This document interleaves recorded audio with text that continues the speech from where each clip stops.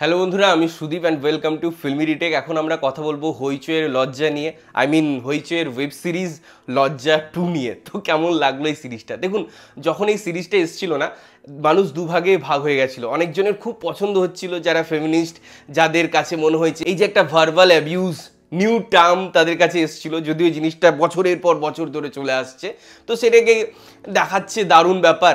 আরেকটা লোক ছিল আমার মতো, যাদের অপ্রয়োজনীয় মনে হয়েছিল, ভীষণ বাজে মনে হয়েছিল, বিকজ একটা কাজ যে জিনিসটা সবসময় হচ্ছে সেটা অন্যভাবে দেখানো যায়।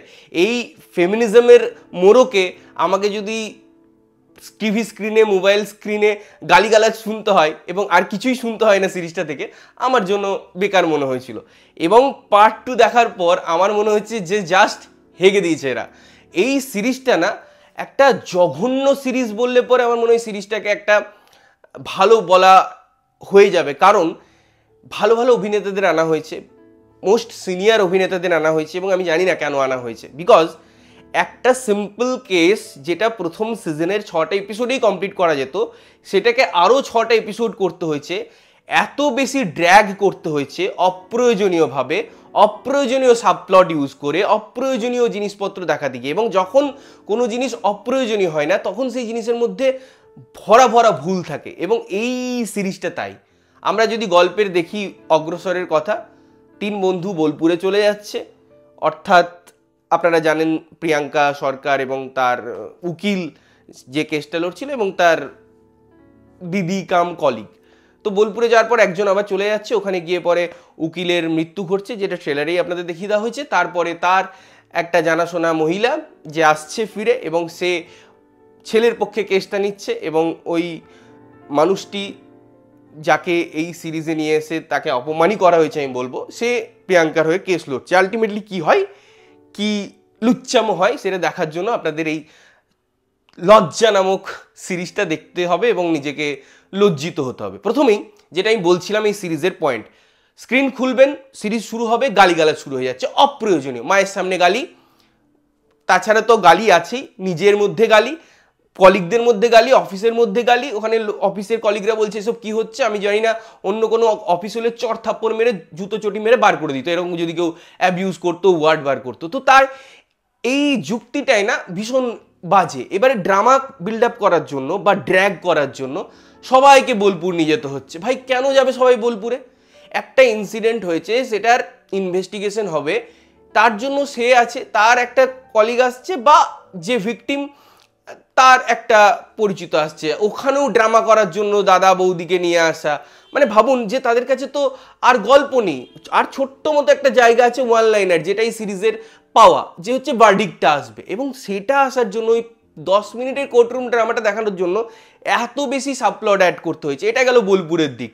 প্রিয়াঙ্কার বাবার একটা দিক দেখাতে হচ্ছে, এবং সেটাকে দেখানোর জন্য ড্র্যাগ করতে হচ্ছে বাড়িতে, সেখানে ওই মেয়েটাকে দিয়ে গালিগালাজ দেওয়াতে হচ্ছে। এবারে ওই সিনটা আমি বলি, যেখানে প্রিয়াঙ্কার বাবা মারা যাচ্ছে, সেখানে পাড়াপড়শিরা আছে, ওই সেই কুচুটে কাকিমা, যেটা সিরিজের হইচইয়ের আগে মিনি সিরিজগুলোই হতো।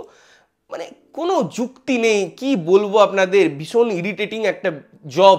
মানে আমরা একটা থ্যাঙ্কলেস জব সত্যি আমরাও করি, মানে এই ইরিটেশনগুলোকে নিজেদের মধ্যে রেখে পড়ে। ও এসে পড়ে, ওদের মধ্যে কনভারসেশন হচ্ছে যে একা মেয়ে অ্যারেঞ্জ করছে, আজকে কেন বলছো? বলছে ও কিন্তু একা নয়, ওর বর আছে, পাশে যারা মানে সাপোর্টিং অ্যাক্টার্স, তারা বলছে ও মা গো তাই নাকি, কি বলছে?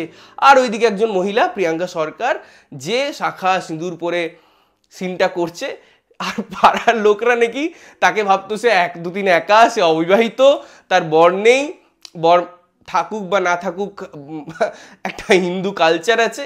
তো এই রকম ড্রামা আপনি পাবেন, এরকম ন্যাকামো পাবেন, এইরকম থুতু ফেলার মতো সিকোয়েন্স পাবেন, যেটা এই সিরিজের মধ্যে আপনাকে অফার করে।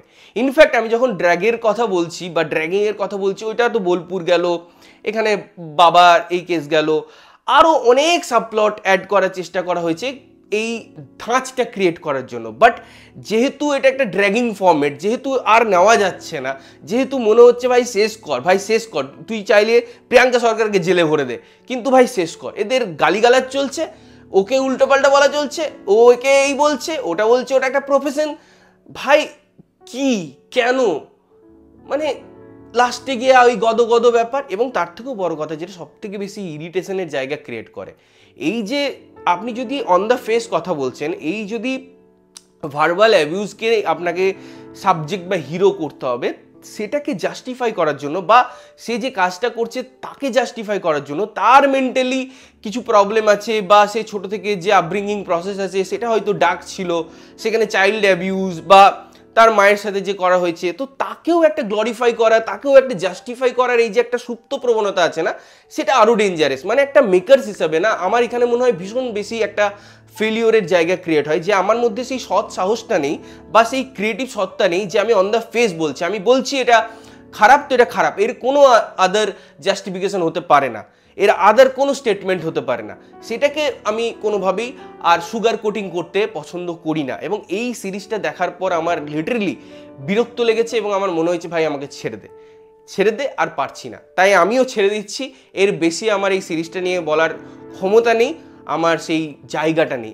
আপনারা যদি সিরিজটা দেখেছেন কেমন লেগেছে জানাবেন, না দেখে থাকলে দেখবেন কি না দেখবেন সেটা আপনাদের ইচ্ছা। ততক্ষণের জন্য ভালো থাকবেন, সুস্থ থাকবেন এবং সবসময় ভালো জিনিস দেখবেন। চ্যানেল যদি প্রথমবার দেখছেন লাইক কমেন্ট শেয়ার করতে হবে, সাবস্ক্রাইব করতে হবে যাতে প্রত্যেক নোটিফিকেশন আপনাদের কাছে পৌঁছায়। দেখা হচ্ছে অন্য কোনো ভিডিওতে, ততক্ষণের জন্য টাটা।